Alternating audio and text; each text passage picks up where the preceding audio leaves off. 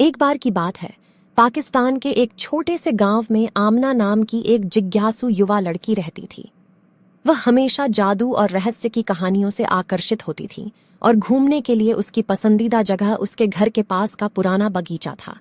यह बगीचा वर्षों से वीरान पड़ा हुआ था और कई ग्रामीणों का मानना था कि यह प्रेतबाधित है। एक धूप भरी सुबह आमना अपनी जिज्ञासा को और नहीं रोक सकी और उसने रहस्यमय बगीचे में जाने का फैसला किया। जैसे ही उसने प्रवेश किया, उसने देखा कि हवा खिले हुए फूलों की मनमोहक खुशबू से भरी हुई थी।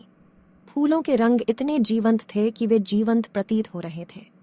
अमीना बगीचे में गहराई से खोजबीन करते हुए उत्साहित और घबराई हुई दोनों थीं।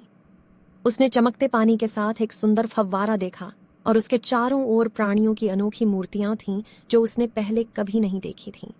मूर्तियों में एक जादुई आभा थी और उसे आश्चर्य हुआ कि क्या वे जीवंत हो सकती हैं।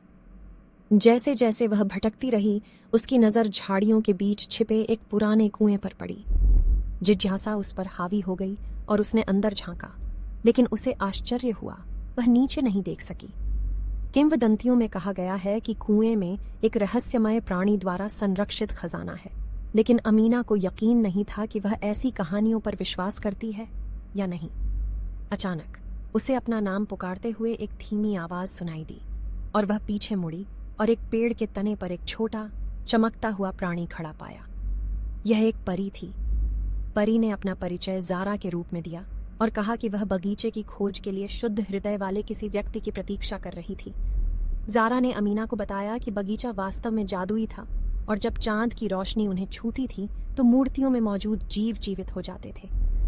अमीना की आंखें उत्तेजना और अविश्वास से फैल गईं। अगले दिनों में अमीना नियमित रूप से बगीचे का दौरा करती रही।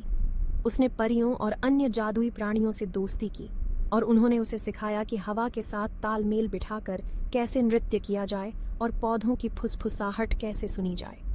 हर रात वह चंद्रमा के कोमल स्पर्श के तहत मूर्तियों को जीवंत होते देखती थीं और उनकी प्राचीन कहानियां उसके साथ साझा करती थीं। जादुई बगीचे के बारे में बात जल्द ही पूरे गांव में फैल गई। अमीना द्वारा खोजे गए चमत्कारों को देखने के लिए चारों ओर से लोग आए। एक बार परित्यक्त उद्यान सभी के लिए खुशी और प्रेरणा का स्थान बन गया। जैसे जैसे समय बीतता गया, अमीना की बगीचे के प्रति जिज्ञासा और प्रेम बढ़ता गया और उसने वहां बिताई गई यादों को संजोया। वह जानती थी कि उसने कुछ असाधारण चीज खोल ली है और उसका दिल उस जादुई दुनिया के लिए कृतज्ञता से भर गया जो उसे मिली थी। और इस तरह अमीना और रहस्यमय बगीचे की कहानी दूर दूर तक फैल गई।